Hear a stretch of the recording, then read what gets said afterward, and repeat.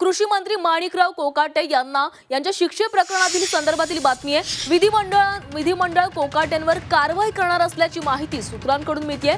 न्यायालयाच्या निकालाची प्रत आल्यावर ही कारवाई होणार असल्याचं कळतंय।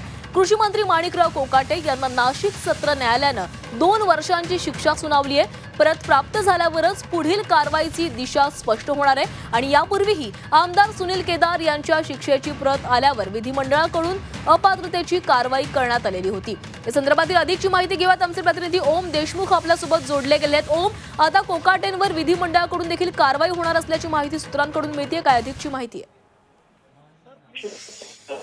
माणिकराव कोकाटे यांना नाशिक न्यायालयाच्या वतीने 2 वर्षांची शिक्षा एका प्रकरणामध्ये सुनावण्यात आली होती। त्यामुळे कोकाटे यांची आमदारकी आणि मंत्रिपद धोक्यात आल्याचं स्पष्ट होतं। यामध्ये आता विरोधकांकडून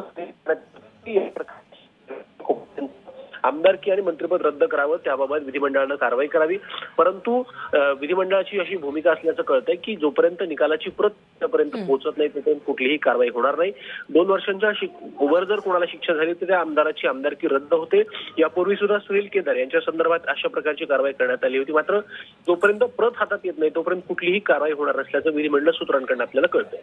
धन्यवाद ओम, तुम्ही दिलेल्या सविस्तर माहितीसाठी।